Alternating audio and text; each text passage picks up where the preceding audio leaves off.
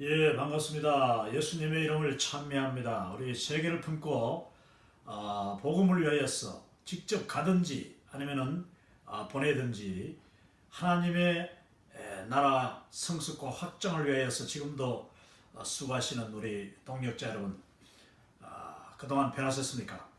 오늘은 제가 미 육군 군복을 입고 지금 방송을 합니다.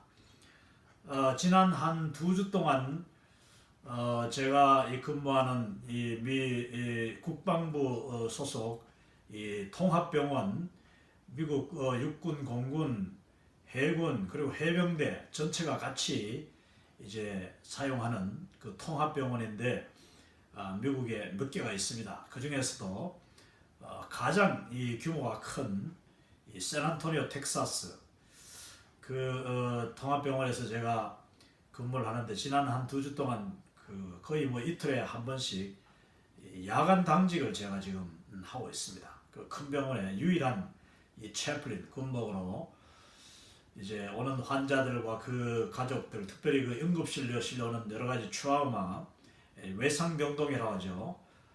그 이제 응급 상황들을 이제 군목으로서 반드시 이제 군목이 있어야 되기 때문에 가서 밤 근무를 주로 제가 하고 있습니다. 그래서 오늘은 한번 군복을 입고 여러분들에게 강의를 함으로써 여러분께서 또 이 군대에서 사용하고 있는 여러 대한민국과 또 미국 뭐 전 세계 이 군인들 속에서 복음을 전하고 있는 우리 군목들 너무나도 중요한 역할을 하고 있습니다. 이 영어로는 채플린이라고 하는데 이 밀리터리 채플린들이 정말 터프하고 또 위험하고 너무나도 민감한 그런 그 군대라는 환경 속에서 그 젊은이들 또 많은 뭐 남자 요즘은 여자들도 많습니다만은 그런 전쟁에 나가는 사람들을 대상 때로는 전쟁터에 가서 복음을 전하고 예수님의 사랑을 전하는 그 사역을 이제 이 군목 채플린들이 담당하고 있는데 대한민국에도 육해공군의 채플린들이 군목님들이 많이 계십니다. 여러분 이 사역자들을 위해서 특별히 기도해 주시길 바라는 뜻에서 제가 군복을 입고 오늘 나왔습니다. 지난 한 두 주 동안 제가 요즘 연말이지 않습니까? 이제 2018년이 저물어 가고 있는데 성탄절 제가 이브 날 밤에도 근무를 했고 또 지난 이틀 전에도 또 근무를 했습니다. 하면서 지난 뭐 두 주 동안 거의 한 6, 7번 정도 근무를 했으니까 반 근무를 했는데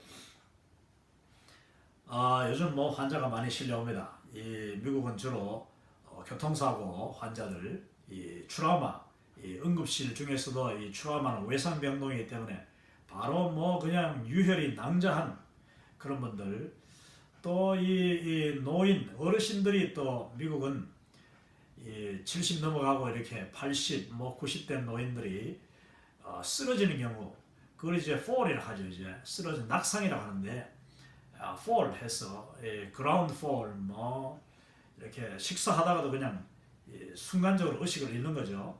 근데 그 참 노인들의 모습을 보면 너무나도 측은한 마음이 듭니다. 거의 연세가 비슷한 분들 또 그 참 귀하고 참 곱게 늙으신 우리 백인 어르신들이 그냥 쓰러져 가지고 눈두덩이 다 깨지고 얼굴이 그냥 상처가 나고 피를 흘리면서 때로는 또 넘어지면 뭐 이렇게 이 허벅지, 이 엉덩이 뼈, 이 뭐 척추 뭐 이런 게 많이 이제 갈비뼈 부러진 사람들이 많은데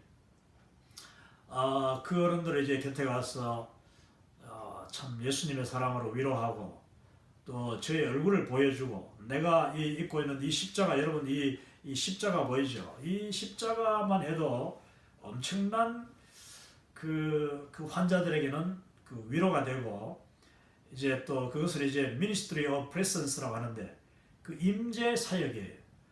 그 목사님이 그 위기와 고통 가운데 응급실 한가운데 있다는 것 자체가 너무나도 중요하지 않습니까?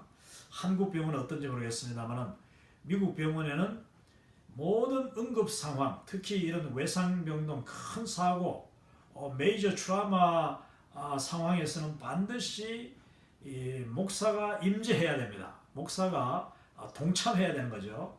그래서 이제 그 응급실 기록 일지에도 환자 한 사람 한 사람 들어올 때마다 반드시 이제 이 채플린이 임재하고 그 채플린의 이름을 거기에 적습니다. 그리고 이제 제가 환자들에게 접근할 수 있는 그런 기회가 언제든지 주어지는 거죠. 가장 우선적으로.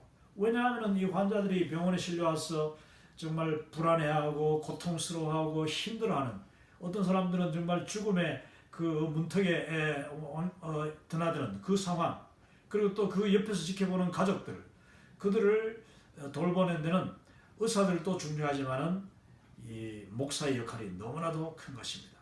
미국 환자들은 뭐 거의 100%가 다 목사가 가까이 오면 다 반가워하고, 또 제가 이 아시안으로서 자기들이 기대하는 이 뜻밖의 목사님이 나타나면 아주 더 반가워하고 더 아주 새로워합니다. 그러면서 저의 이제 위로와 또 기도, 이걸 아주 참 잘 받아들이고, 사람들이 아프고 위기 또 힘들 때에 하나님의 사랑과 주의 복음을 가까이 가면은 다 정말 놀라운 그런 역사가 일어나는 것을 제가 순간마다 보고 있는데, 여러분, 오늘 제 7과 강의를 이제 시작하려고 합니다. 그동안 6과까지 19번의 강의를 했는데, 그러니까 오늘은 이 유튜브 전과목 특강 20번째 강의가 되겠습니다. 20번째 강의에 제 7과 첫 번째 강의를 시작합니다. 7과의 제목은 선교 역사의 여러 시대들이다. 그래서 우리가 월드 크리스천 무브먼트를 지금 조명하고 있는데, 그 월드 크리스천 무브먼트가 바로 세계 선교 역사의 뭐 구석구석 전체적으로 흐름 속에 스며들어 있듯이, 그걸 이제 공부하기 위해서는 이 선교 역사의 여러 시대들을 이제 공부를 하게 되는 것입니다. 이것 역시 역사적인 관점, historical perspective 두 번째 이제 그 강의 시간이 되겠습니다. 자, 그러면은 오늘 첫 번째 그 수업 들어가면서 먼저 소개해 드리는 영상은 토론토 월드 크리스천 펠로십, 여기에 대한 소개를 드리도록 하겠습니다. 여러분, 얼마나 이 보기 좋습니까? 그 토론토, 여러분, 캐나다, 미국의 그 뉴욕에서 저 위쪽으로 올라가면 이제 캐나다 동부 토론토라고 있는데, 한국 분들이 아주 많이 살고 있습니다. 제가 알기로 뭐 거의 10만 이상이 거기에 토론토에 살고 있고, 또 중국 사람들도 많이 살고 있는 아주 큰 도시인데, 이 토론토에 저희들이 2년 전에, 이제 2년 반 다 돼갑니다. 2년 반쯤 전에 가서 이 세미나를 했습니다. 퍼스펙티브 월드 크리스천 무브먼트 세미나를 했는데, 그때 이제 토론토 미랄교회, 아주 큰 교회입니다. 미랄교회에서 약 이제 60여 명이 그 지역에 있는 여러 교회, 다른 교회 성도들이, 이제 선교 관심자들이 모여서 이 세미나를 한 것이죠. 그때 이 세미나를 준비하고 또 여러 교회 연합, 그 지역 교회들을 함께 이끌어서 세미나를 성사시켰던 분이 바로 임재량 목사님이신데, 지금 중간에 앉아 계신 분이죠. 한국에 아주 좋은 대학을 나오시고 또 법학을 공부하시고, 지금은 또 토론토에서 여러분 유명한 토론토 대학, 뭐 유명한 대학입니다. 이 토론토 대학에서 PhD를 또 얼마 전에 하시고, 삶의 교회라는 토론토 The Church of Life 국제 교회입니다. 국제 교회, 여러 다민족들이 참석하는, 물론 한국 사람들이 많이 모입니다만은 이 인터내셔널 처치를 지금 개척해서 아주 은혜롭게 사역을 감당하시면서 이 세미나를 모으셨는데 저희들은 가서 이제 세미나를 진행한 것이죠.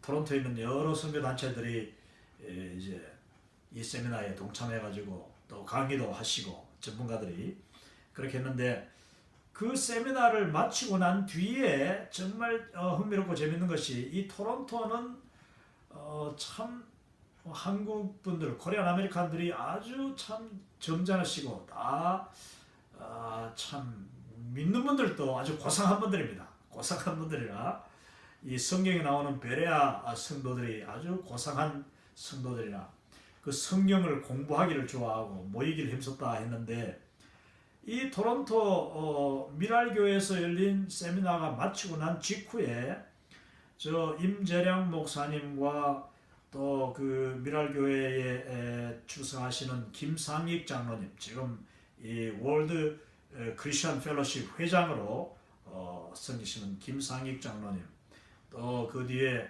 같이 또 총무로 사역하시는 김종대 장로님, 이런 귀한 그 어르신들이 이 모임을 주도해가지고 그 자체 세미나를 다시 시작했습니다.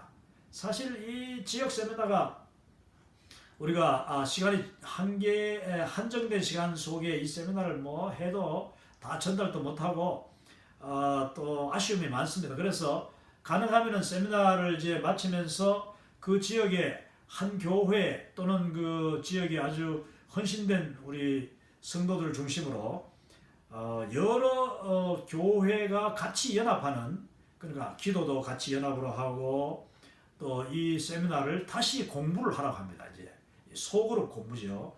여러분 이 사진에도 보시다시피 뭐 한 10여 명 정도가 처음에는 거의 30명이 시작했다고 하는데 수료는 1년 동안 했으니까요. 1년 동안 이 책 한 권을 완전히 다 뗐습니다.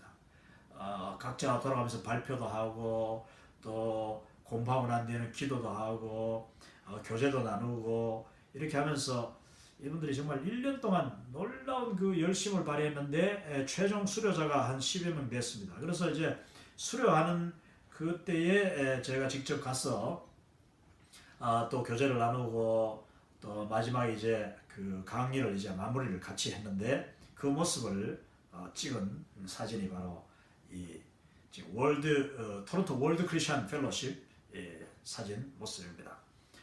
제가 바라기는 이 월드 크리스천 무브먼트 퍼스펙티브 세미나는 한 번으로 끝날 그런 공부가 아니에요. 그렇기 때문에 모든 분들이 뭐 우리 세미나를 참석하셨든지 아니면은 그 한국에서 또 미국에서 영어 세미나, 다른 영어 세미나, 한국에서 하는 또 이 퍼스펙티브 세미나 참석하신 분들, 또 뭐 세미나를 하지 못하고 또 개인적으로 책을 읽으신 분들, 이런 분들은 반드시 이 세미나를 여러 번 참석할 수 있으면은 그렇게 하기를 저는 꼭 권하고 싶습니다. 뭐 나는 몇 년 전에 뭐 10년 전에 이 세미나가 뭐 30년 이상 됐으니까 15년 전에 뭐 수료했는데 하는 분들 계세요. 근데 이야기 해보면 뭐 다 잊어버렸죠. 왜냐? 이 공부기 때문에 이 공부라는 것은 반복해야 되고 복습을 해야 되는 것이고 또 그 중요한 것은요. 거듭 듣고 거듭 공부할수록 우리의 삶 속에 특별히 우리의 생활 그 선교 속에 사역 속에 아주 적용을 제대로 할 수가 있습니다. 또 보는 그야말로 퍼스펙티브니까 보는 눈이 생길 수가 있어요. 또 월드 크리스천 무브먼트라는 이 무브먼트 자체가 여러분 분명한 어떤 그 소신, 분명한 어떤 관점, 그리고 철학, 확신이 없이는 헌신될 수가 없는 일이에요. 그래서 저는 할 수 있으면은 이 월드 크리스천 무브먼트 그리고 퍼스펙티브 세미나는 여러 번 들을수록 좋다. 제가 이 유튜브 전과목 특강을 실는 이유도 바로 거기에 있습니다. 이 세미나를 유튜브에 실음으로써 여러 다른 모양과 다른 지역에서 또 다른 시간대에 이 세미나를 수료하신 분들이 다시 복습할 수가 있고 거기다가 이제 구체적으로 그 세미나는 뭐 시간적인 한계가 있기 때문에 강사들이 아무래도 자세하게 다룰 수 없거든요. 그러다 보니까 제가 지금 물론 뭐 최대한 다 할 수는 없습니다만은 그래도 지역 세미나에서는 다 다루지 못하는 내용들까지 지금 상당히 구체적으로 다루고 있기 때문에 이 세미나를 거듭해서 듣고 또 다른 세미나도 참석하고 이렇게 하시면은 여러분들이 월드 크리스천이 되고 또 그 운동에 동참하고 이 운동을 모빌라이즈 여러 사람들에게 같이 전파 파급시키는 데는 굉장한 도움이 될 줄로 믿습니다. 이 토론토 월드 크리스천 펠로십은 지금도 1년 수료하고 난 뒤에 지금도 또 계속 모여서 중보기도회도 하시고 또 여러 선교단체가 운영하는 그런 주최하는 그런 선교대회 세미나 이런 데도 같이 참석하고 하는 모습을 제가 보고 있습니다. 임재량 목사님은 또 최근에 한국 그 GP 선교회에 직접 또 이 토론토 지역 이 다민족 선교를 위한 특별히 이 무슬림들을 대상으로 하는 그 선교사로 헌신까지 하셔가지고 지금 얼마나 참 귀한지 모릅니다. 이 월드 크리스천 무브먼트 세미나를 지금까지 이제 55회를 우리가 했습니다만은 4,300명 정도가 수료했는데 그분들 중에 수십 명이 선교사로 헌신했고 평신도 선교사로 또 직접 교단 파송 목사님으로 사역하는 분들이 지금 많이 계십니다.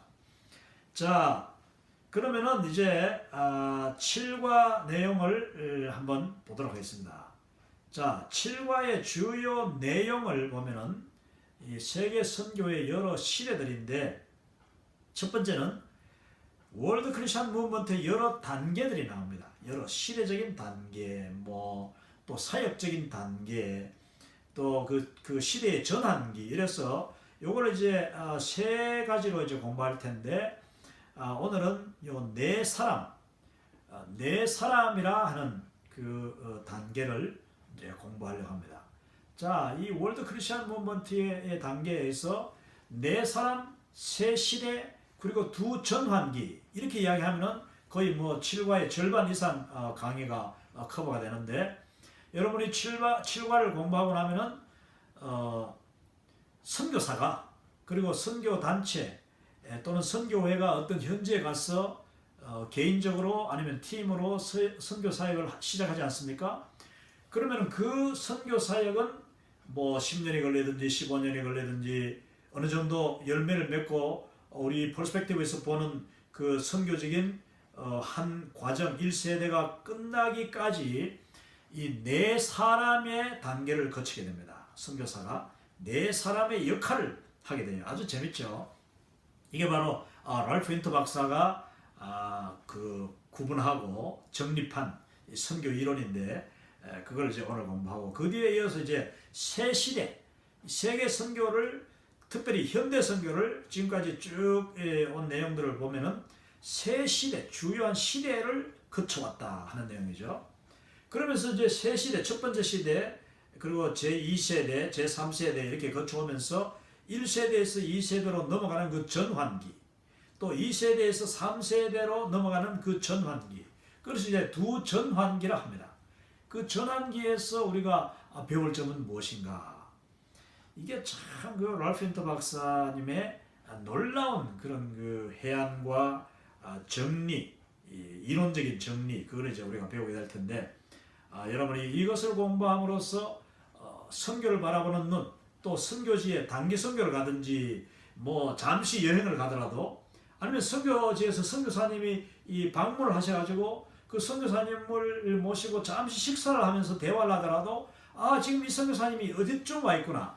그리고 이 선교사님이 하는 사역이 지금 이 어떻구나 하는 것을 이 대강 분별할 수 있는 그래서 퍼스펙티브라고 하는 것입니다. 이 월드 크리스천 무브먼트를 보는 눈이 이제 여러분이 생기게 되는 것이죠.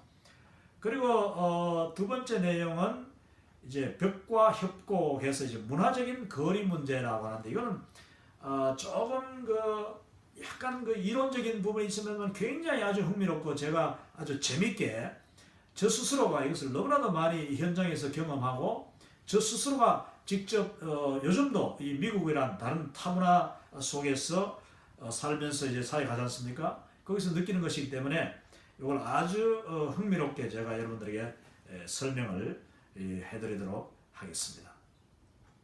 또 이제 새 마케도냐 해서 선교의 혁명적인 새 시대가 시작이 되었다.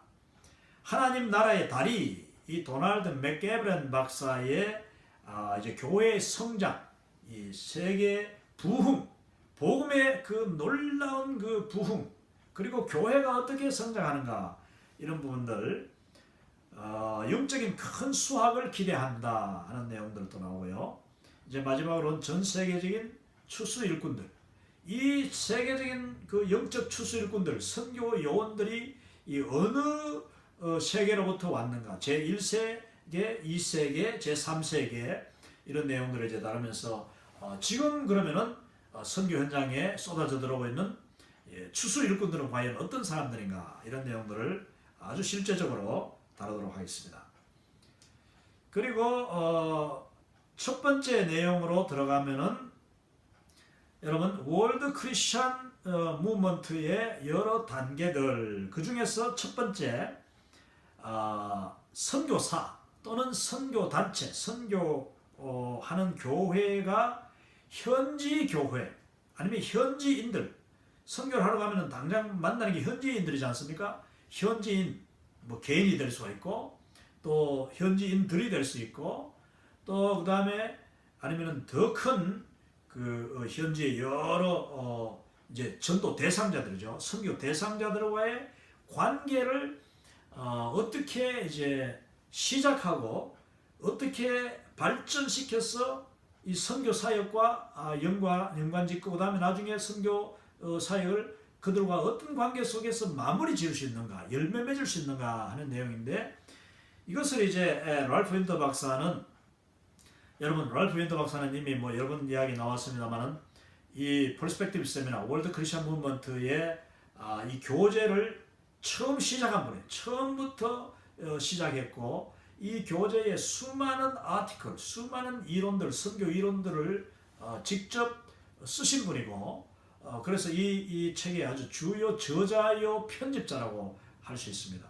지금은 이제 12년 전에 돌아가셨습니다. 80몇 세로 하늘나라 가셨는데, 제가 이 랄프 윈터 박사님과 더불어서 미국 패사디나 캘리포니아 US 센터 포 월드 미션, 미국 세계 선교 본부, 그 당시에는 이름이 그랬습니다. 거기서 같은 건물에서 제가 한 10년 동안 바로 뭐 옆에 있는 사무실이죠. 저희 사무실하고 가까이 있었는데, 정말 그분은 참 그림자만 봐도 은혜가 되는, 너무나도 귀하고 겸손하고 검소하고, 그러면서도 그 속에 든 것이 너무나도 충만하고 모범적인 그런 훌륭한 학자요 선교사였던 우리 랄프 윈터 박사, 그분이 쓴 이 선교 이론입니다.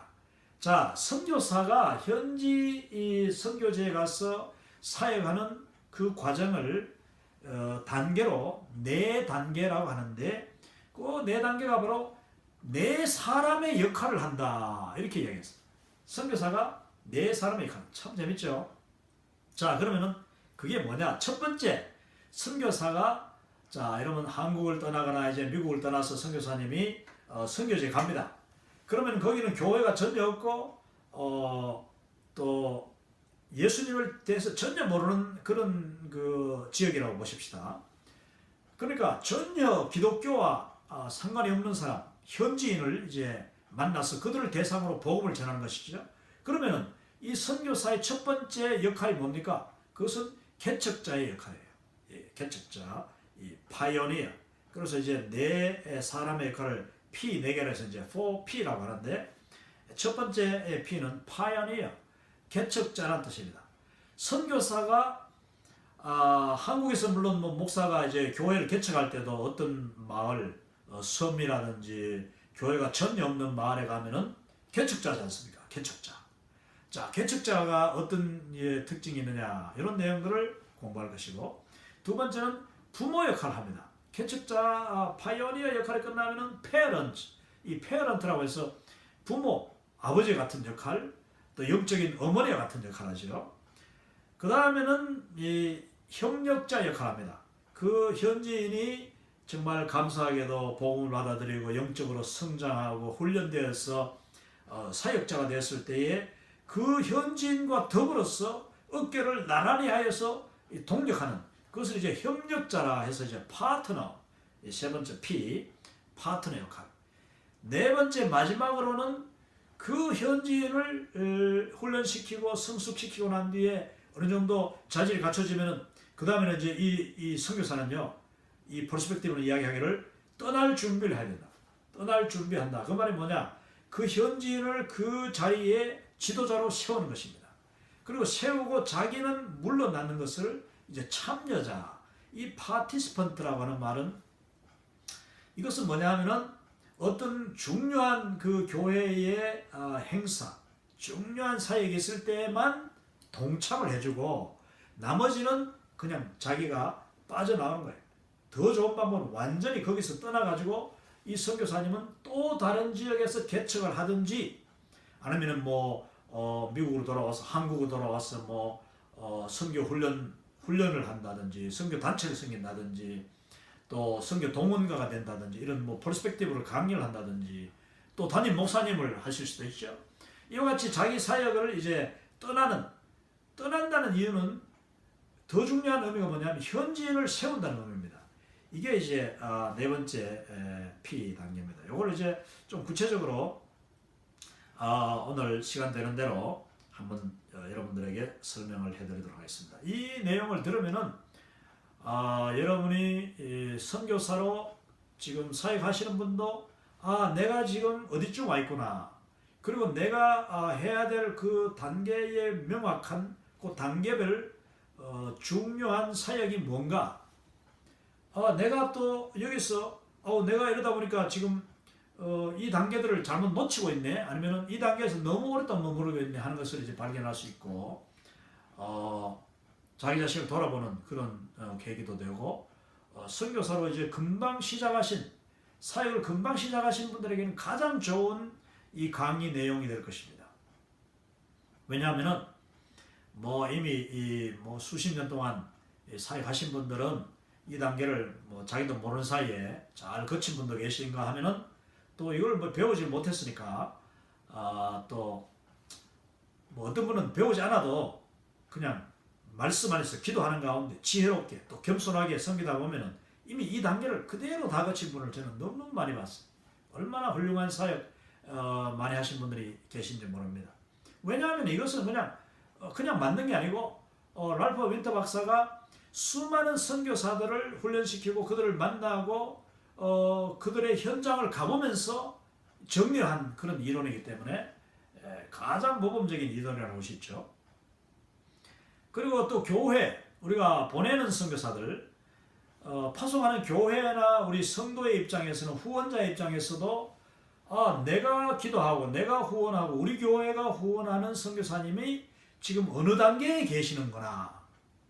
그리고 선교지에 가보면은 우리 요즘 평신도들도 이 보는 퍼스펙티브가 다 생겨가지고 선교를 보는 관점이 다 정해져 있어요. 그런데 이거 이제 공부를 제대로 하게 되면은 정말 단기 선교를 가더라도 선교사님을 후원을 하더라도 그 선교사님이 어떤 지금 단계로 어떤 그 전략으로 사역하고 있다는 것을 여러분 눈으로 볼 수가 있게 되는 것입니다.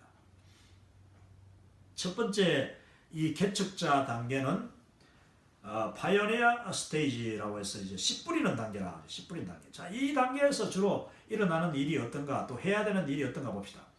선교사가 개척자 단계에서는 어떤 종족과 그리고 선교 대상자의 현지인들과 처음 접촉합니다. 선교사가 개척자가 이제 선교지에 들어가는 거죠. 누구의 소개를 받든지 아니면 기도 가운데 그냥 어떤 선교사님은 버스를 타고 아프리카에 가가지고 버스를 타고 그냥 큰 도시에서 무작정 짐을 버스에 싣고 가는 데까지 버스 종점까지 가다 보니까 그것이 바로 하나님이 주신 선교지였다. 또 어떤 선교사님은 아프리카의 어떤 선교사님은 제가 아는 그 선교사님은 그냥 무작정 그 비행장에서 내려가지고 버스를 타고 시외버스 정류장 버스라고 해봐도 여러분 한국에서 그냥 봉고 같은 그런 그 차죠. 승합차 같은 다 낡은 차에 뭐 그냥 거의 한 20명, 30명 탑니다. 꼭벽에 앉아가지고 어떻게 짐은 차 지붕 위에 싣고 가다 보니까 이 차들이 도대체 어디로 가는지도 모르고 또 선교사님 갑자기 화장실이 가고 싶은데 이게 뭐 가다가 중간에 서면 화장실이 있어가지고 어디 좀 볼일 볼 수 있는가 하면서 갔는데 가도 차가 서지 않더라는 거죠. 그 현지인들이 뭐 물도 안 마시는지 화장실도 안 가는지 차가 계속 다녀요. 그래서 이 선교사님 참다 못해가지고 도저히 뭐 화장실에 가고 싶어서 차를 좀 세워달라고 그 말이나 통합니까? 그리고 손짓 발짓으로 그냥 어떻게 그 운전수한테 했더니 운전수가 서더랍니다. 서는데 잠시 자기가 이제 그걸 화장실 가려고 하니까 짐을 그냥 던져주더래. 그 사람들은 이 선교사가 내리는 줄 알고 지붕에 있던 짐을 툭 던져주는 거예요. 그래서 이분이 그게 아니고 뭐 하는데 차가 그냥 붕 가버리더라는 거죠. 여러분 참 그 아프리카 정글 가까운 그 광야 한복판에서 이 선교사님이 아무 대책 없이 짐하고 그냥 뚝 떨어졌어요. 차도 더 이상 없고 그 뭐 지나가는 차가 됐습니까? 거기서 어떻게 그 뭐 사람 다니는 길 같은 데를 찾아가지고 이렇게 한참 걸어가다 보니까 어떤 마을이 있었는데 그 마을에서 이 하나님이 나를 이곳에 인도하셨구나 하면서 이 선교사님은 이 사역을 시작해가지고 이게 벌써 뭐 한 30년 전의 이야기입니다만은 지금도 이 선교사님은 아프리카에서 사역하고 있어요. 수많은 교회들을 세웠죠. 그런데 보십시오. 오늘 이 개척자가 바로 그렇게 시작하는 겁니다. 선교사가 어떤 종족과 처음으로 접촉을 합니다. 자, 그 선교사님이 자기가 전혀 알지 못하는 그 현지 마을에 갔더니 이거는 뭐 거의 원시적으로 살고 있는 사람들이다. 자, 거기 가면 뭐 어떻게 하겠습니까? 거기 가면은 신자는커녕 믿는 사람은커녕 아는 사람도 없고 말도 통하지 않고 뭐 아무 대책이 없고 자기 집이 있는 것도 아니고 그죠? 자, 신자가 없거나 또 신자가 적어가지고 이거는 또 뭐 한 1, 2년이 지난 동안도 뭐 신자라는 이 사람이 뭐 그렇게 금방 모이지 않잖아요. 몇 명 되지 않는 이 단계, 그걸 보통 한 3년 정도를 이제 개척자 단계라고 하는데 이 단계에서는 선교사 스스로가 많은 일을 직접 감당해야 한다.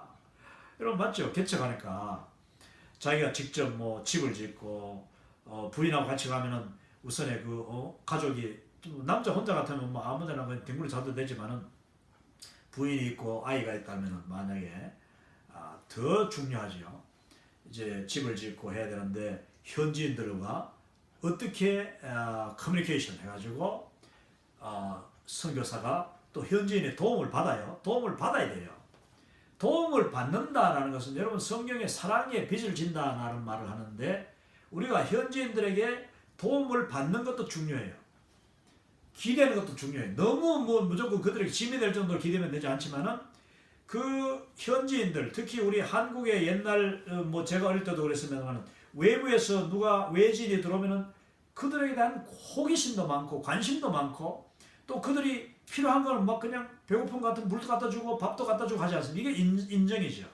그리고 선교지는 대부분 다 그렇습니다. 실제로 심지어는 무슬림 지역을 가더라도 무슬림들은 외부인들 그리고 나그네들에 대한 그 접대 문화가 아주 잘 발달해 있기 때문에 그래야지 그들은 이 뭐 상급을 받는다고 생각하기 때문에 선교사들이 그냥 이렇게 뚝 떨어지면은 그들을 도와줄 준비가 돼 있어. 우리 선교사들은 적절히 그들의 그 인정과 그들의 도움을 받음으로써 그들과의 관계를 이렇게 이루어 나가는데 그걸 활용을 할 수 있어야 됩니다.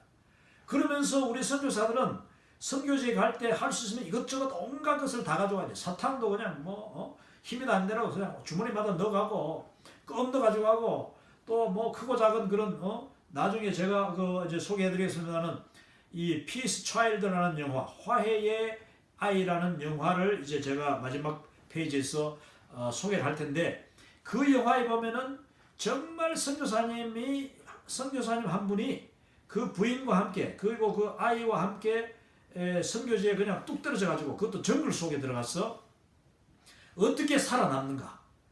특별히 이제 자기들끼리 도저히 살아남을 수 없는 거예요. 현지인들의 도움을 받아야 되는데 현지인들의 도움을 받는 대신에 이 선교사님이 가지고 간 것을 어떻게 또 나눠주고 어떻게 서로 이렇게 협력하는가.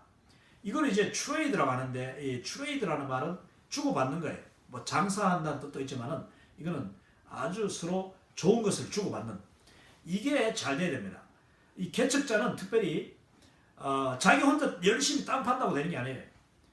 사람들의 도움도 받고 그들과 친해지고 그들의 기술도 활용하고 그들이 쓰는 그 자재도 배워가지고, 이 현지에서는 집을 이걸로 짓네, 그럼 나도 저걸로 지어보자. 왜냐, 그 현지인들이 자기들이 살고 있는 그 집을 집같이 지을 때에 도와주기 쉽잖아요. 내가 만약에 현지 아프리카 가서 뭐 한국식으로 집을 짓겠다 이렇게 하면은 그 사람들이 어떻게 도와줄 수 있겠습니까? 중요한 것은 이 개척자는 자기가 수고를 많이 해야 된다. 그리고 마지막 줄을 보면은 선교사는 다른 은사들과 함께 지도력의 은사와 더불어 개척 기업가 정신을 발휘해야 된다. 이 개척 기업가 정신, 이거 정말 중요합니다. 선교는요, 조그맣게 시작하는 것이지만은 이게 보통 일이 아니지 않습니까? 선교는 하나의 영적인 비즈니스, 기업이야, 기업. 이 하나의 이 큰 하나의 영적인 사업이잖아요. 영적인 사업, 미니스트리. 자, 그러면은 거기에 대한 여러 가지 창의적인 아이디어도 있어야 되고 또 좋은 인간관계하는 그런 대표적인 기업의 대표 같은, 우리는 사실 뭐 선교제 가면 당장 벌써 우리가 가진 것이 많지 않습니까? 그러면 그들에게 나눠줄 수 있는 자세, 나눠주는데 함부로 나눠주면 안 돼요. 이건 이제 이야기할 텐데, 그들과 잘 이렇게 밀고 당길 수 있는 그런 지혜, 이 뱀처럼 지혜로운 그런 사역자가 되어야 된다. 정말 중요합니다. 그러기 위해서는 리더십이 필요해요. 자, 그러면 현지인 지도자를 만나야 돼요. 현지인 지도자. 가자마자 외부인이 들어오면은 이런 부족 사회 이런 데서는 특별히 그 촌장, 부족장, 또 추장, 이 지도자의 그 영향력이 절대적이거든요. 그러니까 가능하면 첫날 늦게 도착했으면 그 다음 아침에라도 반드시 일찍 찾아가서 추장이 누군지 찾아가가지고 그 추장에게 인사를 해야 됩니다. 인사를 하고 그 추장과 선물도 주고, 왜 좋은 관계를 이루기 위해서는 그렇잖아요. 그래서 하여튼 무조건 좋은 관계를 이루어야 돼요. 이거 정말 결정적인 개척자가, 그래서 개척교회도 하는 보면은 정말 그 개척 역량이 있는 분들이 잘하죠. 자, 개척자 단계, 씨 뿌리는 단계이기 때문에 밭을 개간하는 수고, 또 집을 거의 맨땅에 헤딩하듯이 짓는 수고, 현지인들과의 관계를 시작하는 수고, 그 지혜, 또 리더십, 이게 필요한 것이 개척자 단계이다. 그러다 보면은 그 중에서 눈이 반짝반짝 빛나는 사람이 있습니다.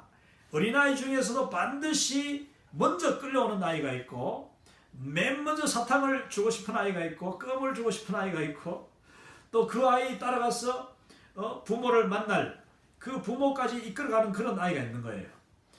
사람들 중에도 반드시 자기가 일단은 머무르게 되는 그날 첫날 밤을 지내는, 첫날 밤을 숙소로 삼는, 그게 맨 땅이든 나무 밑이든지 공터든지 간에 가장 가까운 이웃을 일단은 만날 필요가 있어요. 그들과 얼굴을 벌써 익혀야 되는 거예요. 이게 정말 중요한 거예요. 그럴 때에 그 개척은 시작할 수 있다. 알겠습니까? 그 다음날 이제 개척 들어가자마자 보통 오후나 저녁쯤 도착하자. 왜냐하면 아침에 보통 어디 출발하면은 거의 도착하면 다 오후 저녁 돼버립니다.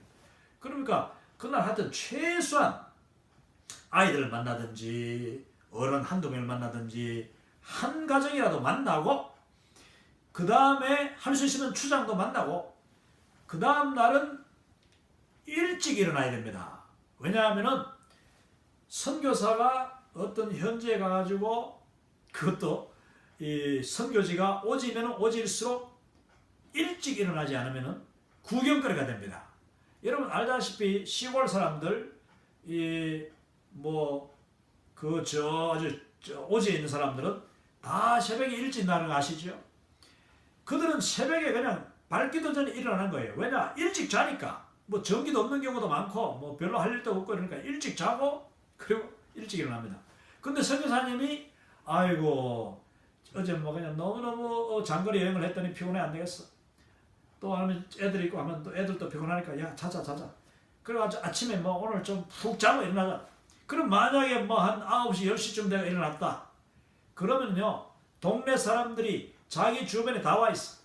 와가지고 이 사람이 일어나는가 아니면 이 사람이 누군가 구경하고 있는 거예요.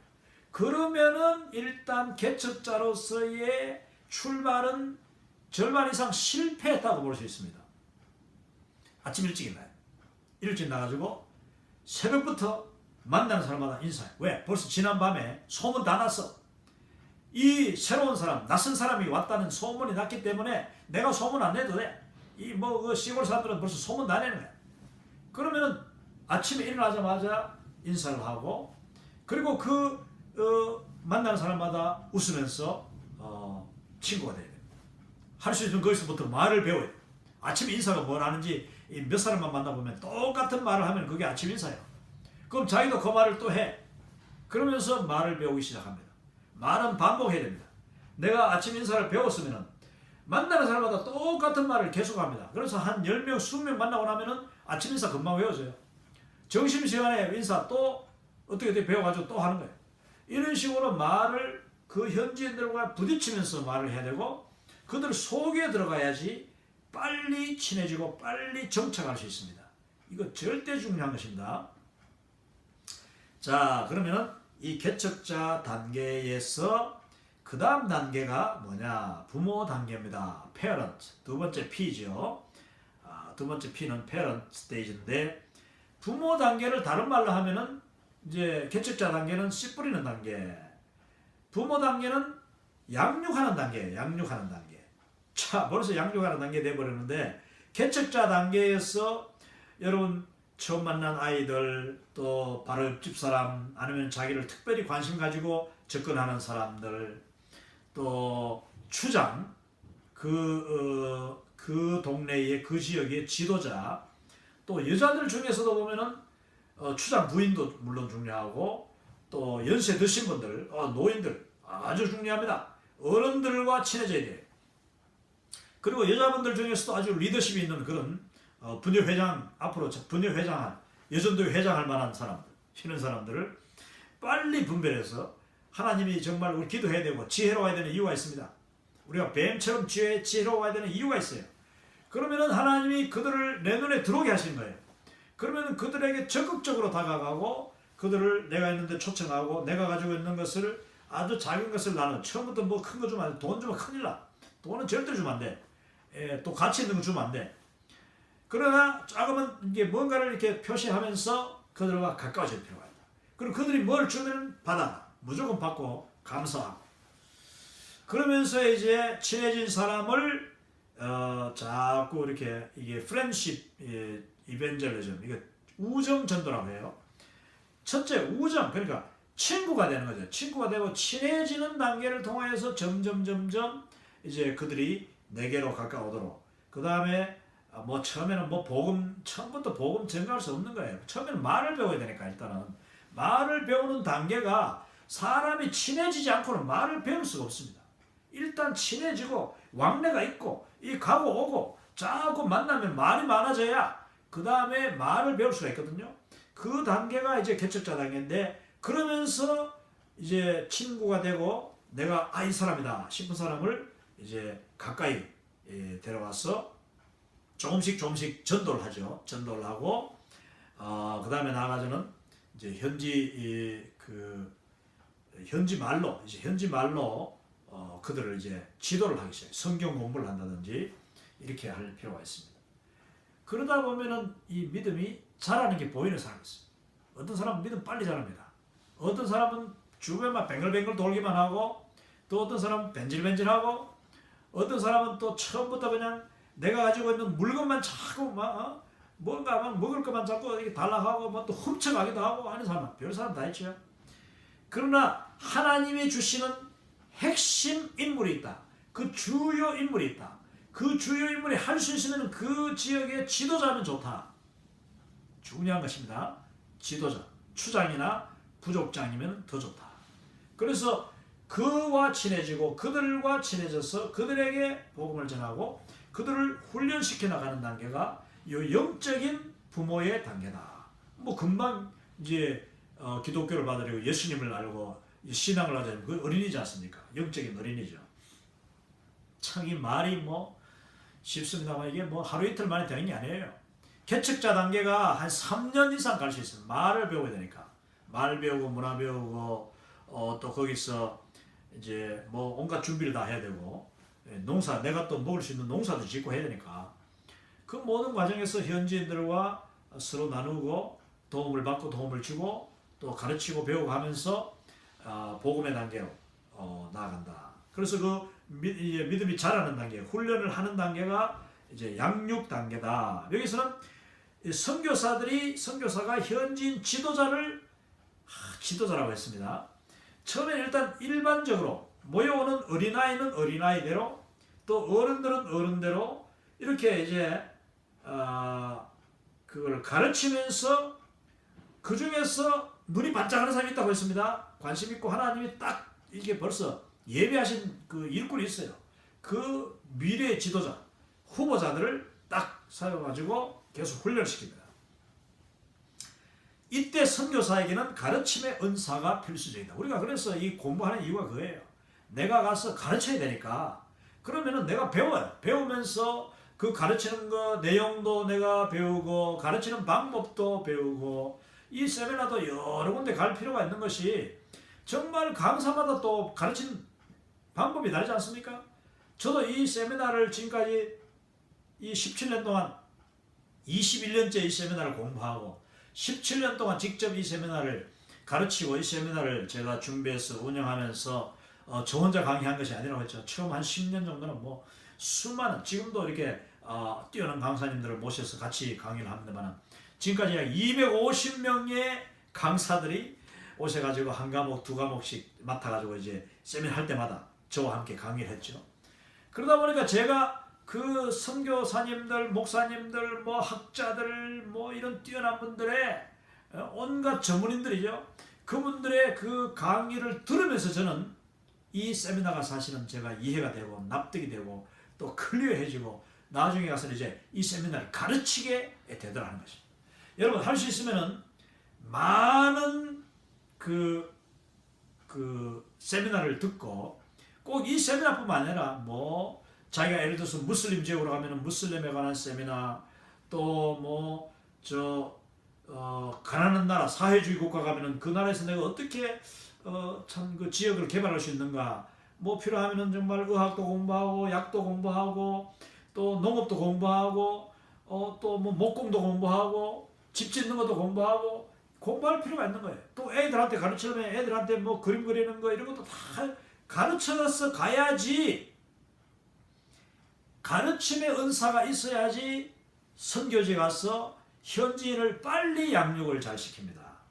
어떤 사람들은 현지인들을 부릴 줄은 아는데 가르칠 줄은 몰라.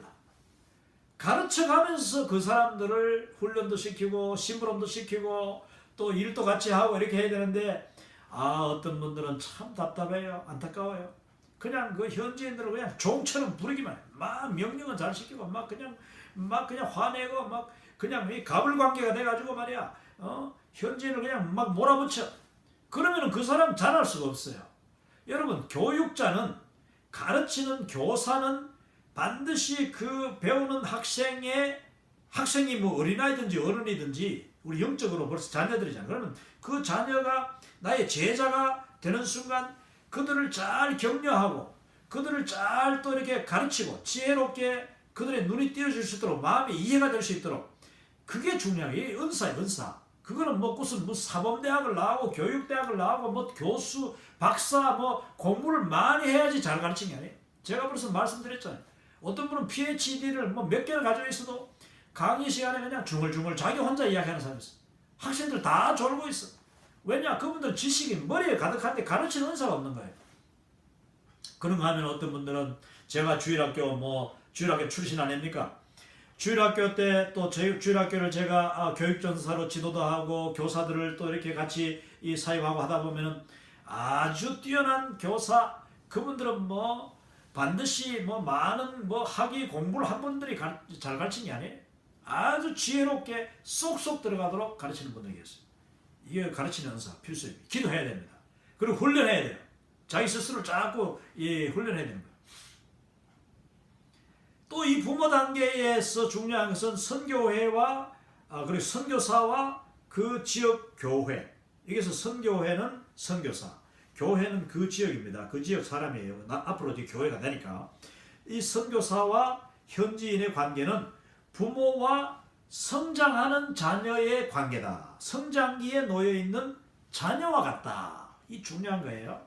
자, 그렇다면 부모는 자녀를 어떻게 해야 됩니까? 부모가 자녀를 대하듯이 해야 돼요. 선교사가 그 현지인을 뭐 그 사람이 노인이든지 어린아이든지 영적인 자녀예요. 그러면은 부모가 자녀를 대해야 돼요. 사도 바울이 초대교회의 그 아시아의 여러 다른 민족, 다른 문화, 다른 지역에 있는 성도들을 하나같이 정말 아비같이 스승같이 그들을 양육하고 그들을 지도하고 훈계하고 훈련시키는 것을 우리가 잘 알잖아요. 그게 다 본은 다 있어. 성경에 다 본이에요. 성경은 우리 선교의 모델을 제공한다 했잖아요. 예수님이 바로 선교의 모델이에요. 최고의 선교사시고 또 사도 바울, 뭐 바나바, 뭐 베드로, 요한 모든 우리 사도들이 아주 훌륭한 모델, 본을 우리에게 모범을 제공하고 있습니다. 그래서 이 부모와 이제 금방 태어난 어린아이, 영적인 어린아이부터 자라는 그 어린아이, 참 청소년, 영적인 청소년, 영적인 성숙한 지도자가 될 때까지 그것을 우리는 분별할 줄 알아야 돼요. 많은 사람들이 교회 신앙생활 하는 것도 보면은 어떤 사람은 교회에 들어온 지 3년 만에 그냥 벌써 성숙한 그리스도인이 되는가 하면은 어떤 사람은 30년이 지나도 아직 어린아이 믿음에 눈도 뜨지 못한 사람이 있어요. 이거 우리가 잘 분별해야 되는 거예요. 그 30년, 20년 지났다고 뭐 돈 좀 있고 헌금한다고 그 사람 그냥 안수집사 장로로 세워놔 보십시오. 그러면 이제 그 교회는 이제 망하는 거야. 그 교회는 이제 사탄이 그냥 틈타고 들어오는 거야. 사탄한테 다리 놔주는 한 가지라. 야, 건너와서 우리를 공격하라. 그 사람이 30년, 40년 된 그 소위 교회의 늙은 양이 말이야. 늙은 양이, 이 어린 양은 정말 평생 가도 어린 양은 어린 양. 정말 그 순수한 믿음으로 주님을 바라보고 어린 양으로 살아가는 사람이 있는가 하면은 거듭나지 못한 자들이 주로 늙은 양이 돼가지고 어린 종들을 잡아먹는 거예요. 교회에. 여러분 정말 이런 일이 많습니다. 그건 뭐냐?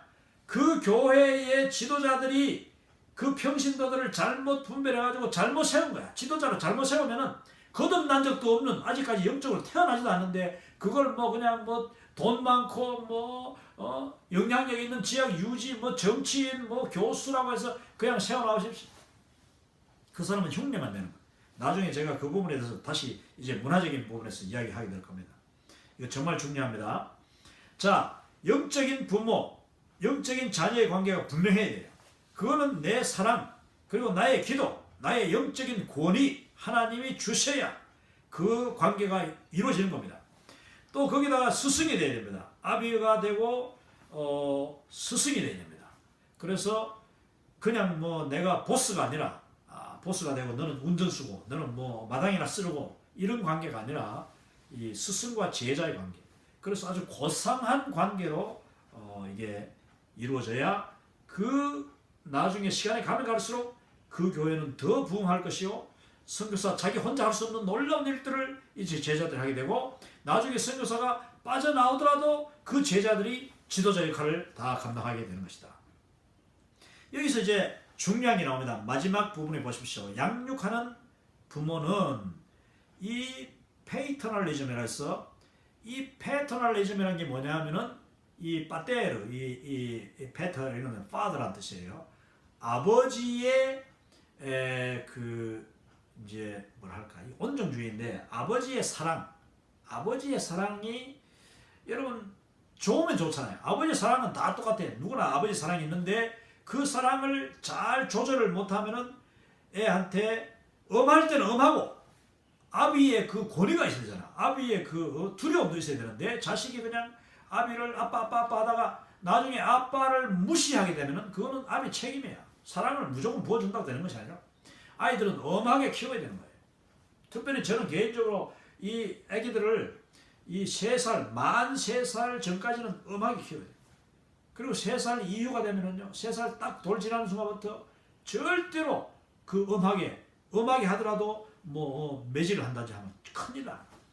물론 미국에서는 여러분 어떤 모양으로도 매질을 하면 안 됩니다. 잡혀가요. 근데 그러나 여러분 아이들은 엄하게 키워야 돼요. 이 태어나서부터 3살, 3돌 지나기 전까지는 엄하게 키워요. 사랑을 주면서 엄하게 키워요. 그러면은 그 아이가 반드시 엄마 아빠의 권위를 인정하게 되어 있습니다. 그 뒤에는 그냥 말만 해도 딱 얘야 하면 벌써 아이들이 그냥 금방 질서가 잡히는. 뭐 3살까지 귀엽다고 사랑스럽다고 그냥 마음대로 오는 대로 두고 막 하자는 대로 뭐 부수고 깨고 뭐 난리를 치고도 던져놓으면요, 3살 지나고 난데 좀 맑게 알아듣고 난데 하지 하면 그때 벌써 늦은 거예요. 이게 유대인의 교육이고 성경에 나오는 말씀입니다. 저의 또 직접적인 그런 경험의 결과예요. 자, 양육하는 부모는 엄한 그 엄함과 또 정을 이 밸런스, 사랑과 엄함을 이 균형을 갖춰야 된다. 균형을 갖춰야 되는데 반드시 3살까지가 중요하다는 걸 제가 말씀드립니다. 근데 그 영적인 자녀 똑같아요. 영적인 자녀도 처음부터 제대로, 자, 첫째 무조건 엄하면 안 되고 내가 본으로 보여야 돼. 본을. 그래 얼마나 어렵습니까 이거.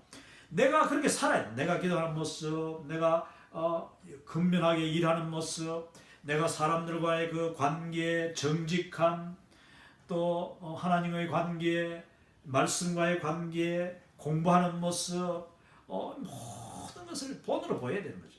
그러면서 그들에게 분명한 것을 요구할 거는 요구해야 된다.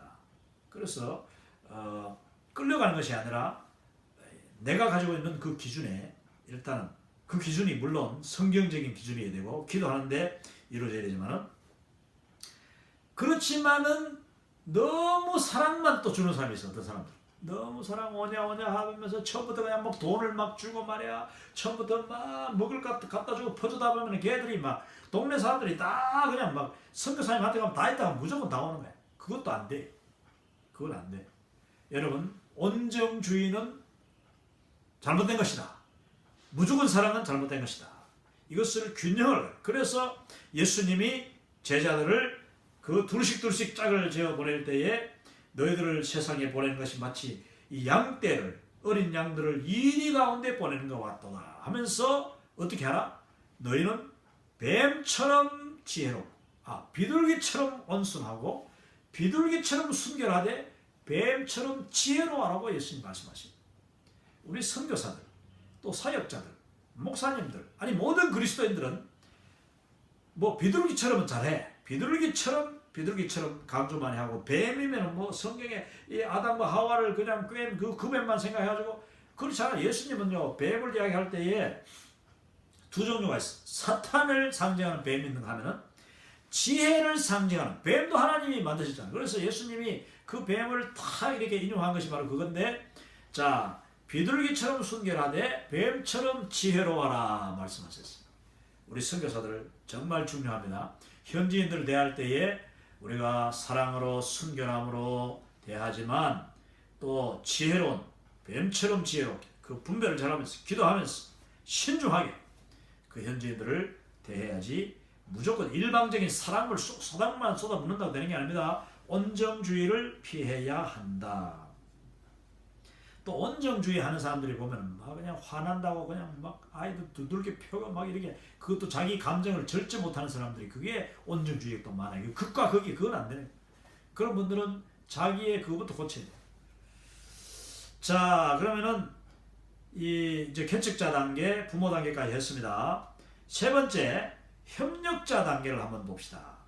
자, 선교사가 선교지에 가면은 현지인들과 만나는데 거기서 개척자로 시작해가지고 이제 믿는 사람이 생기고 그들이 살살 자라면은 조금씩 자라고 훈련받고 하면은 이제 그게 부모 단계가 돼서 이제 아이가 어느 정도 자라잖아요. 그러면은 미국에는 뭐 아이들이 18살만 되면 고등학교만 졸업하는 순간 독립이에요. 고등학교 졸업한 순간 아이들은 벌써 부모로부터 통제받지 않을 권리가 있고 또 권리가 있는 이상 또 자기 혼자 모든 것을 해결해야 되는 의무가 있어요. 이게 미국의 거의 보편적인 하나의 상식이에요. 고등학교 졸업하면요. 그 다음 대학 가도 부모가 돈 안 돼. 부모가 돈 될 의무가 없어요. 대학 가면은 지가 알아서 장학금을 주는 데 가든지 대부분 장학금을 받을 수 있어요. 자기가 지혜롭게 하면은.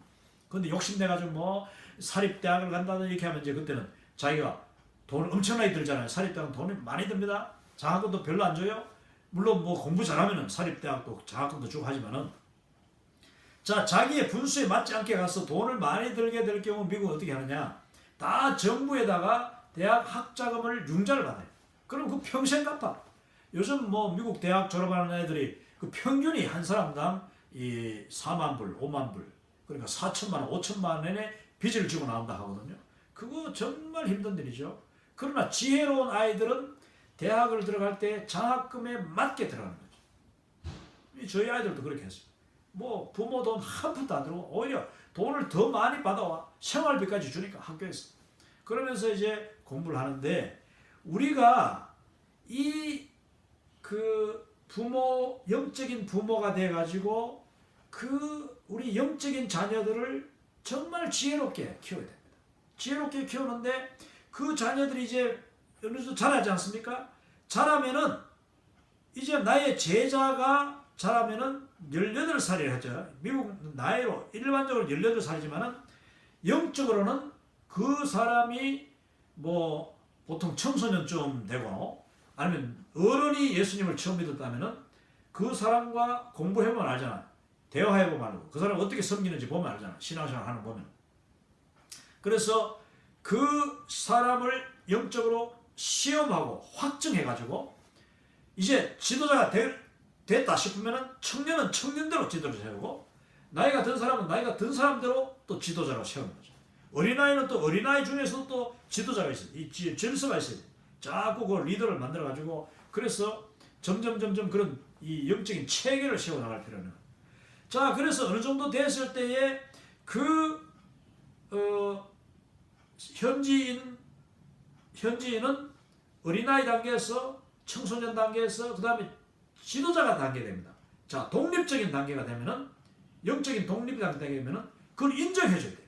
독립을 인정하고 그 대신에 그 사람에게 그 어떤 의무와 사명, 할 일을 딱 줘야 돼요.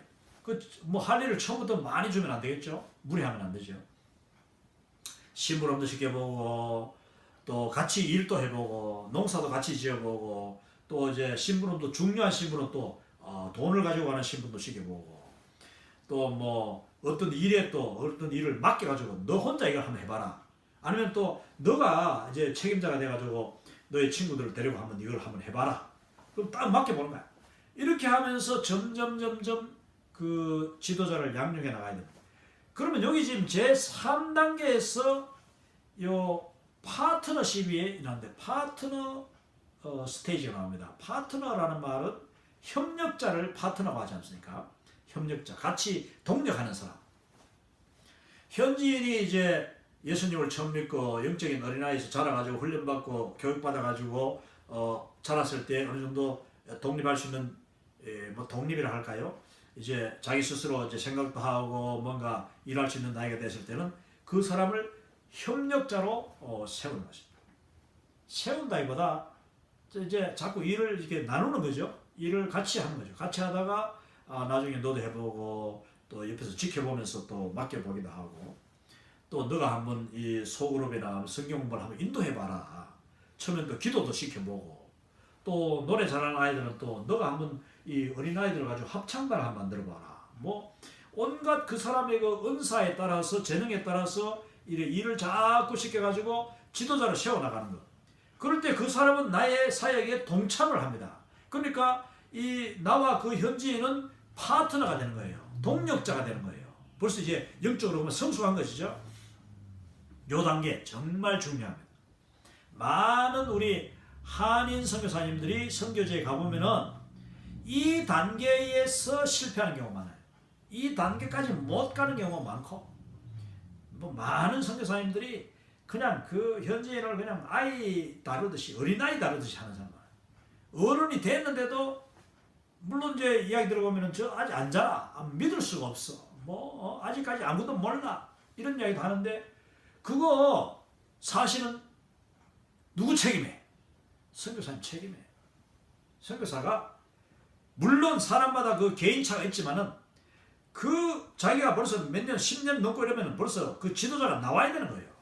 그 중요한 거예요. 사람 선택을 잘못했거나 아니면은 그냥 안이하게 그냥 뭐 그냥 쉬운 애들 그냥 뭐 뭐랄까 좀 조금 왜 좀 뭐 모자란 사람들 있잖아. 그런 사람만 상대로 하면 쉬워. 모으기는 쉬워. 먹을 거면 주고 하면 되니까. 근데 그 아이들만 와가지고 그 지역을 보고만 할 수 없어. 믿지 않는 사람들이 뭐 그냥 별 볼 일 없다고 생각하니까. 여러분, 그래서 개척자 단계가 중요한 거예요. 제가 아주 주요 핵심 인물을 접근해야 된다. 눈이 반짝반짝 하는 사람을 대상으로 삼아야 된다는 이유가 거기 있는 것입니다. 그렇지 않고 쉬운 대로 그냥 뭐 내가 밀가루 퍼주고 뭐 빵 주고 뭐 사탕 준다고 오는 아이들만 끌어모아가지고 쉬운 대로만 하면은, 그리고 또 가난한 사람만 접근하면요, 그 사역은 막 계속 고생하고 별 열매도 없고, 열매가 있어도 그냥 선교사님이 빠져나오지를 못해. 왜냐? 현지인 지도자가 세워지지 않으니까. 이거 정말 중요한 전략적인 문제예요. 그래서 이 협력자 단계에 가지 못하는 한인 선교사들이 아주 많습니다. 그러면 그분은 뭐 20년, 30년 지나도 계속 거기 있어야 돼. 빠져나오는 순간 그 문 닫아. 교회 문 닫아. 교회가 없어져 버려요. 그거는 여러분 문제가 있습니까? 없습니까? 문제가 있는 것입니다. 우리가 정말 중요한 겁니다. 그래서 제가 이 세미나를 하고 나면은 선교사님들이 아주 지혜로운 분들은 이야, 대단한 것을 자기가 듣게 됐다, 알게 됐다, 깨닫게 됐다. 그리고 내가 지금까지 여기서 10몇 년 사역했는데 나 자신의 사역을 돌아보게 됩니다. 그리고 또 나의 사역이 지금부터 어떻게 나가야 되는가를, 어떻게 마무리해야 되는가를 이제 배운다고, 깨닫는다고 그런 말씀을 많이 합니다. 그런 분들은 사역을 제대로 하시는 분들이에요. 이 협력자 단계는 보십시오.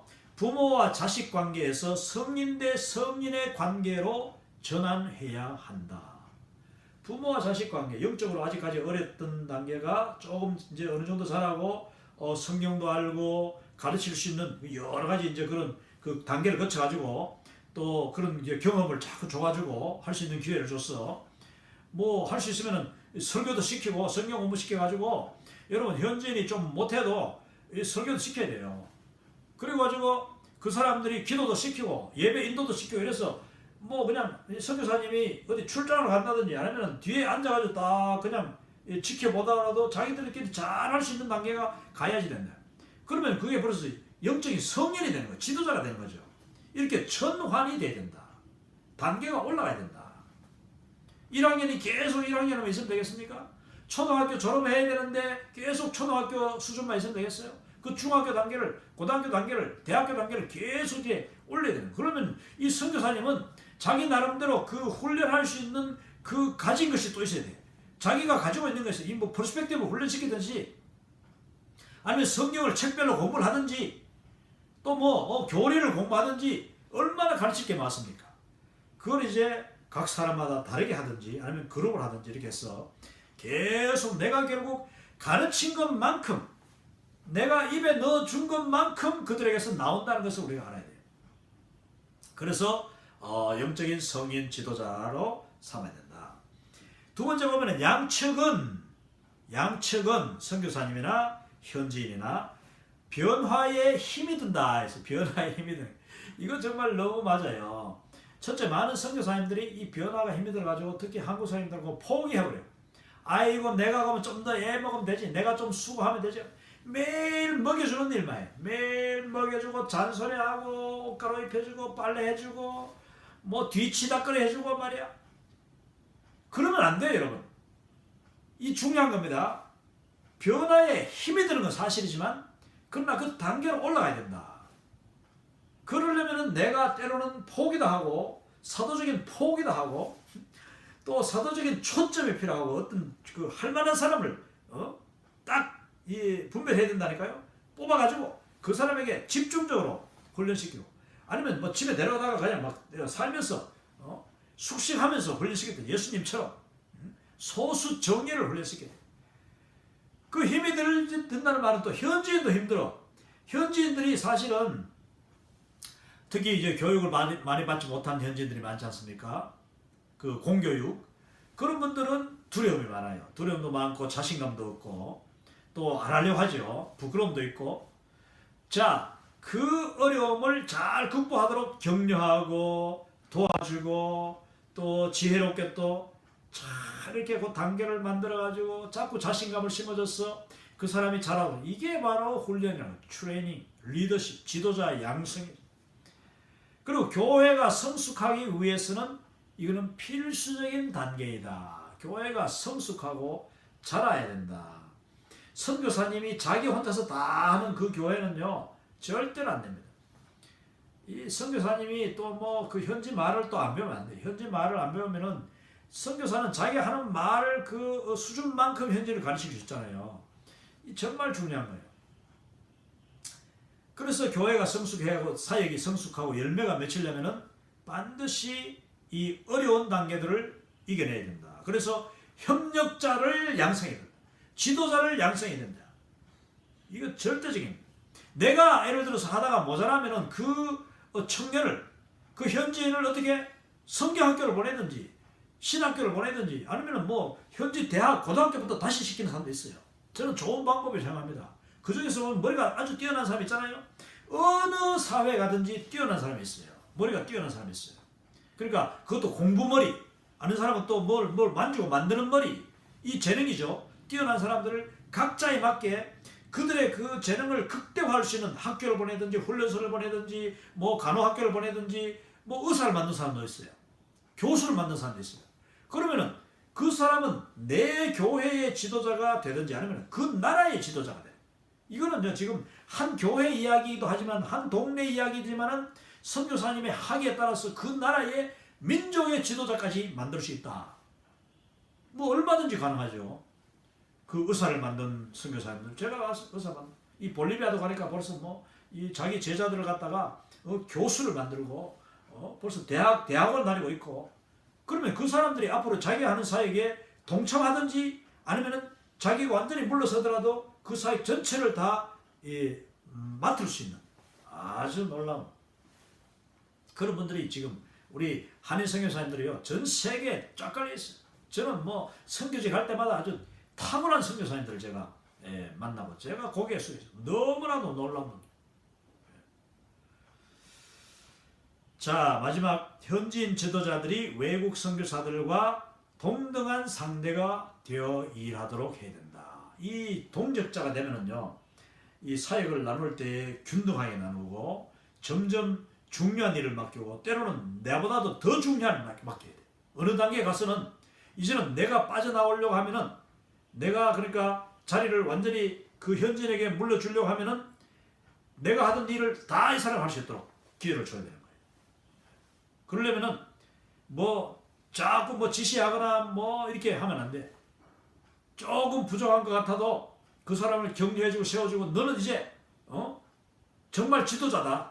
그 사람에게 다른 사람들이 보는 앞에서 그의 리더십을 인정해주고 권위를 세워주고 격려해주고 그래서 질서를 세워줘야 돼. 그러면은 이 선교사님이 언제든지 빠져나와도 그들 사이의 질서가 세워지게 된다.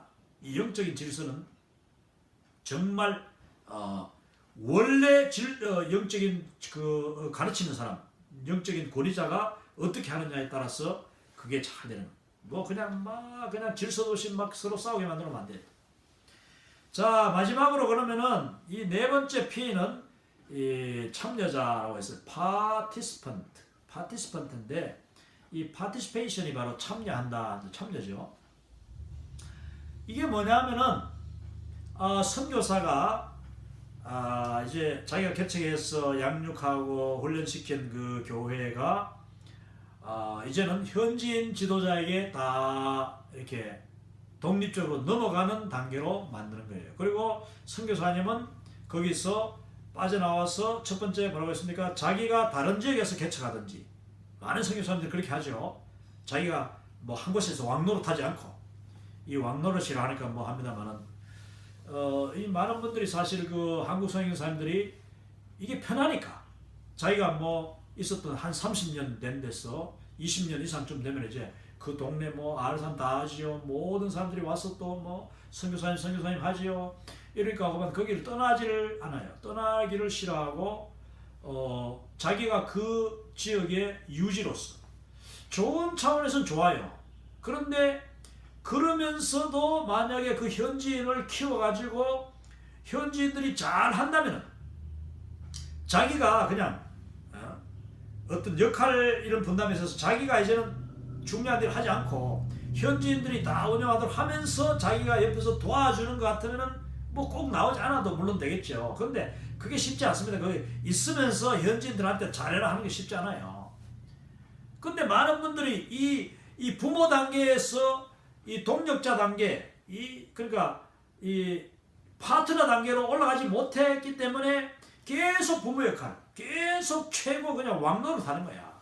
보스 역할하고 막 간섭하고 지시하고 꾸중하고 이렇게 하면은요, 그 사람들이 이 선교사님을 존경하는 것 같이는 보이지만 또 실제 그럴 수도 있어. 그러나 영적으로 그들은 자라지 못하고 독립하지 못하고 이 선교사 언제는 죽을 거잖아요. 아니면은 이 선교사님 만약에 다른 일이 있어서 뭐 떠나버리면은요, 갑자기 떠나버린다. 그러면 어떻게 되는 거예요? 그 선교지가 이 선교사님이 제대로 양육을 해놓지 않을 경우 그냥 비워버린다니까요. 실패. 많은 옛날 그 훌륭한 선교사들, 또 많은 성공적인 선교단체들, 이제 우리가 8과에 가서 그걸 배울 겁니다만은 정말 수십 년, 수백 년 동안 성공적으로 진행되던 사역하던 그런 선교단체가 사라져버려요. 왜 그런지 아십니까? 현지인 지도자들을 세우지 않았기 때문이다. 현지인에게 그 신학교나 어떤 교육을 그 규칙적인 교육을 실시하지 않았기 때문이다. 현지인들에게 리더십을 양도하지 않았기 때문이다. 그 원인이 바로 그밖에 없어요.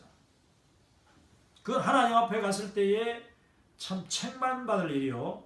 우리가 이 시대를 살아가면은 이 세계 그리스도인 운동, 그러니까 이 월드 크리스천 무브먼트는 그게 아니죠. 월드 크리스천 무브먼트는 모든 사람을 나와 동등하고 나와 동일하고 나와 균등한 똑같은 월드 크리스천으로 양성시키는 거예요.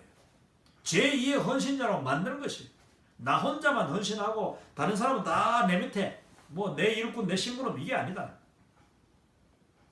이 참여자 단계가 이제 지금 바로 옆에 제가 마지막 슬라이드를 보여드리겠습니다만은 이 피스 차일드라는 제가 잠깐 보여드리도록 할까요? 이 피스 차일드라는 이 그 영화의 주인공, 이 영화의 주인공이 바로 누구냐? 단 리차드슨 선교사님. 제가 계속해서 지금 이야기를 합니다. 반복해서 하는데 제가 이 퍼스펙티브 세미나를 1997년 4월부터 7월까지 이것을 공부할 때에 맨 첫 과, 그리고 또 그 세미나 기간 동안에 몇 과목의 중요한 과목을 강의하셨던, 제가 10과, 지금도 그분의 강의가 생각납니다만, 이 진짜 5과, 1과, 5과, 10과 뭐 중요한 걸 이분이 너무너무 강의를 많이 했는데, 그 단 리차드 선교사님이라는 그분이 바로 저를 가르쳤던 그분이, 그리고 이 퍼스펙티브에 수많은 아티클이 뒤에 나옵니다. 이분이 쓴 글들이 나오는데 그분에 관한 이야기, 그분의 사역 이야기, 십수년 동안의 그 이리안 자야라는 인도네시아의 그 정글에서 십수년 동안 사역하면서 식인종들을 완전히 변화시켜가지고 그냥 부족 전체가 피플 무브먼트를 하죠. 부족 전체가 죽게 되는, 그 부족의 절반으로 서로가 원수가 돼서 서로 잡아먹고 죽이고 전쟁하던 사람들이 하나가 되어서 한 교회를 세우고 주님 앞에 나왔던 놀라운 역사, 거기에 대한 이야기가 바로 이 피스 차일드입니다. 이 영화를 꼭 여러분이 보셔야 돼요. 제가 이 유튜브에 이 영화가 영어는 몇 개 있었는데 뭐 영어 스페인어 뭐 온갖 영어 있었는데 보니까 다 지워졌어. 아마도 이걸 출판하는 사람들이 이게 벌써 수십 년 동안 이 돈 벌었는데 이제는 좀 그냥 무료로 좀 이렇게 올리면 좋겠는데 이걸 또 뭐 무슨 특허 뭐 먹건 하면서 판권을 하면서 지금 다 지웠어.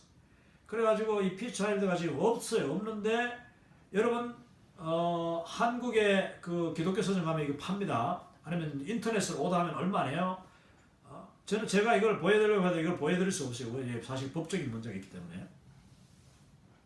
우리는 세미나 가면은 보여줍니다. 우리 세미나 가면은 지역 세미나 할 때 반드시 제가 식과와 함께 이 피스차일드를 35분짜리 영화인데 이걸 보여주고 그 다음에 이제 오늘 이 네 사람 선교사의 네 사람 역할 이 부분을 가지고 토론을 해요. 그 네 사람 역할이 너무나도 교과서처럼 완벽하게 그 실제적으로 이 현지에서 단계적으로 그것도 잘 실현된 영화가 바로 이 영화입니다. 그러니까 꼭 한번 여러분 이 영화를 한번 보시면 한국말로 더빙이 되어 있는 그런 영화가 뭐 20개국 이상이 더빙이 됐는데 또 유튜브에 한 번씩 찾아보십시오. 그러면 나오고 지금 유튜브에 제가 보니까 이 영화 자체는 안 나오고 그냥 영화의 선전 홍보 부분만 몇 분짜리만 나오는데 그 대신에 이 피스차일드 관련된 영상이 수십 편이 되어 있습니다. 단 리차든 선교사님과 그의 자녀들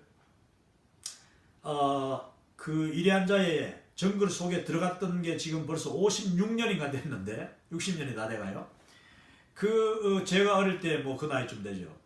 그러니까 60년대 초에 들어갔는데 그때 사람들 그들을 이분들이 50주년 될 때에 가족들이 다 갔어요. 그러니까 지금부터 한 6년 전에 이 단 리차든 선교사님과 그 자녀들 손주들까지 이 인도네시아 이리안자에 찾아가지고 이미 거기는 뭐 교회가 수십 년 된 교회, 전 지역이 다 보고만 있는 교회. 거기 가서 옛날에 처음 예수님을 믿었던 지금은 노인이 어른들이 됐죠. 그들과 만나가지고 정을 나누고 옛날 이야기하고 하는 그런 다큐멘터리가 지금 실려 있어요. 여러분 영화를 못 보더라도 그 다큐멘터리를 한번 꼭 보시기 바랍니다.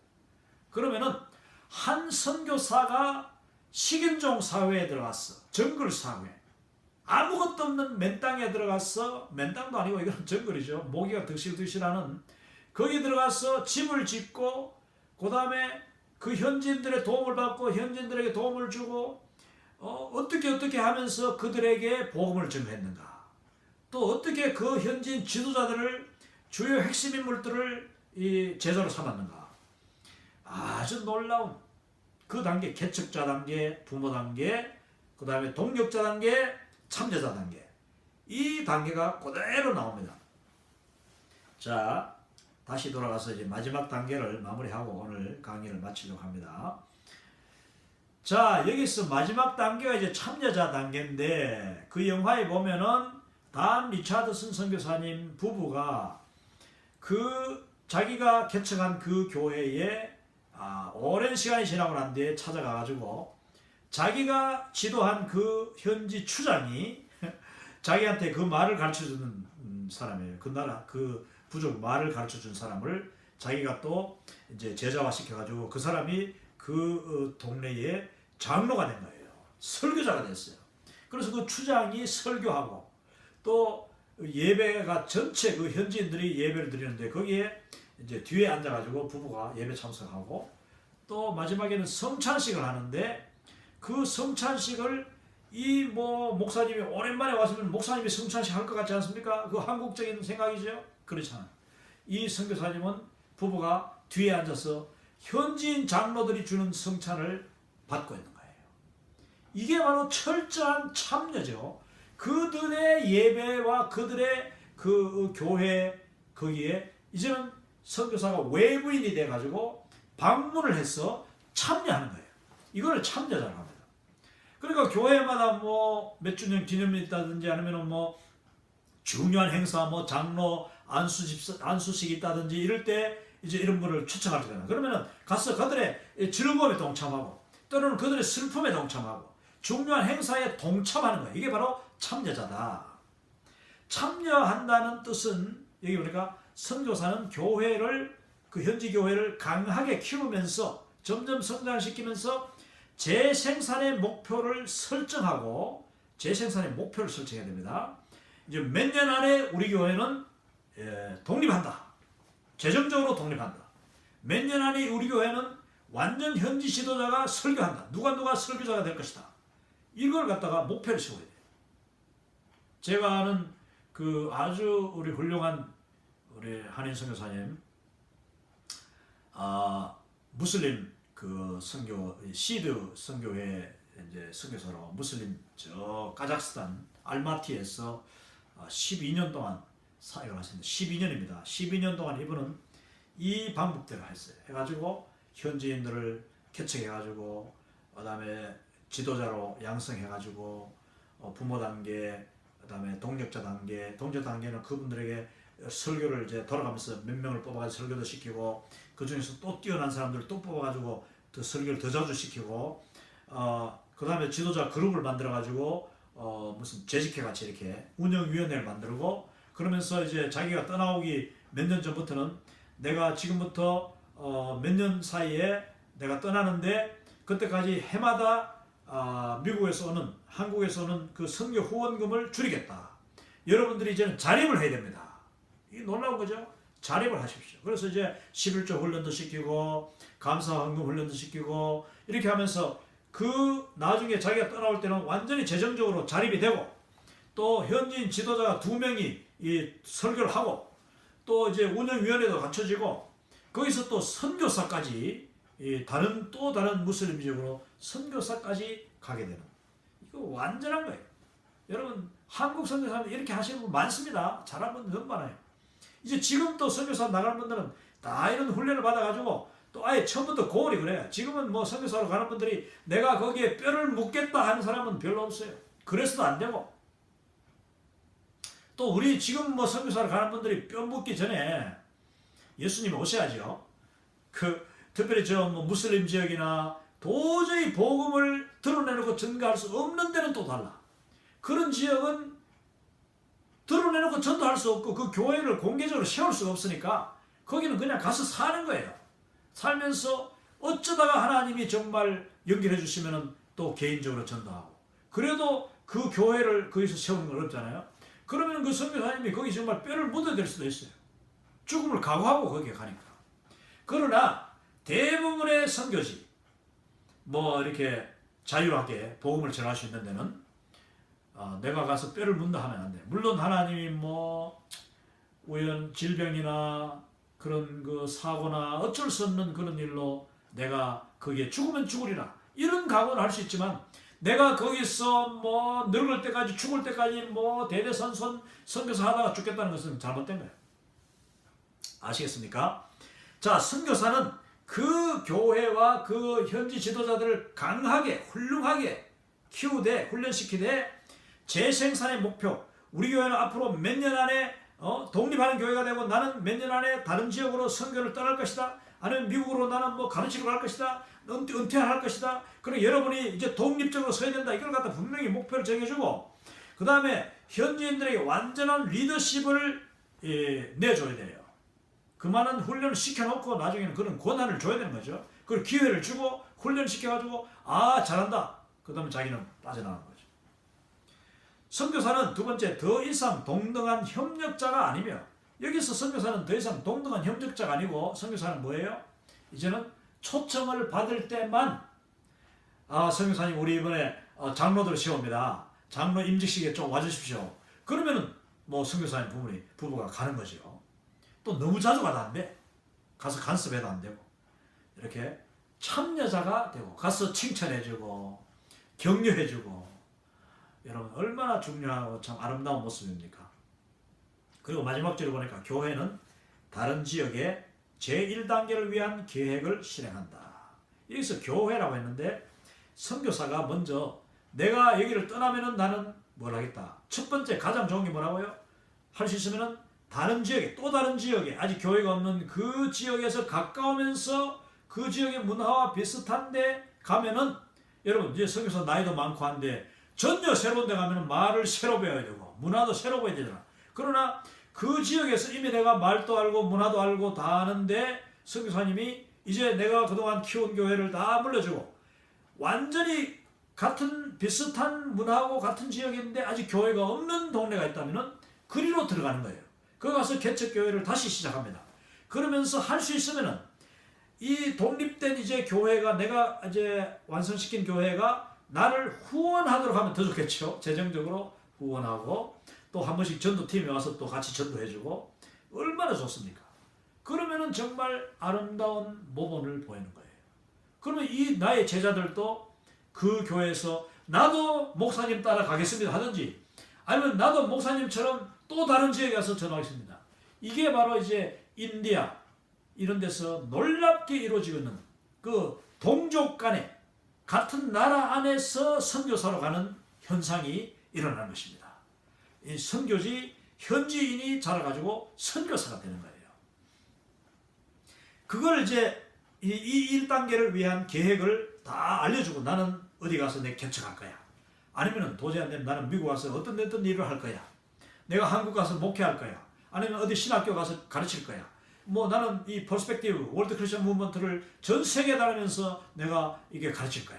아니면 그 나라에서 나는 이제 너희들에게 교회를 세워줬으니까 나는 이제 교회 사역보다는 이런 경험을 가지고 이 나라, 같은 그 나라입니다. 그 나라의 신학생들이나 그 나라의 기독교 여러 지도자들을 대상으로 성경을 가르치든지 아니면 성교, 이 퍼스펙티브를 가르치든지 이런 일을 하겠다. 이런 식으로 자기의 어떤 목표를 발표하고 알려줄 필요가 있습니다. 그걸 몇 년 전부터 이야기해야 돼요. 자기가 직접 또 그걸 공부를 해야 돼요. 준비를 해야 된다는 거죠. 그럴 때에 그 현지에서 내가 가르친 제자들, 현지인 지도자, 그 교회들이 나를 도와줄 수 있고 동참할 수가 있다. 할렐루야.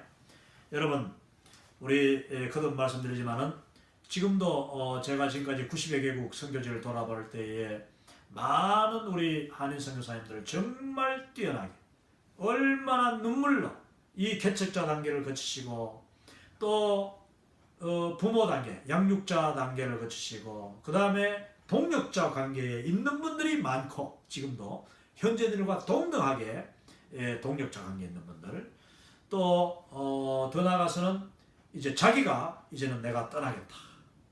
지금 갑자기 생각나요. 이제 볼리비아 이번에 갔더니만은 그 볼리비아에서 가장 큰, 뭐 세계에서 어쩌면 가장 큰 교도소라고 할 수 있는데 죄수만 5,000명, 그리고 땅이 뭐 하나님 뭐 거의 큰 도시만한 그 어마어마한 교도소인데, 그 교도소 안에 30년 동안 사역하면서 교회도소 안에 짓고 그 교도소에서 예수님을 전도해가지고, 그거 보니까 그분이요, 교도소 5,000명이라도 5,000명을 다 대상으로 하잖아요.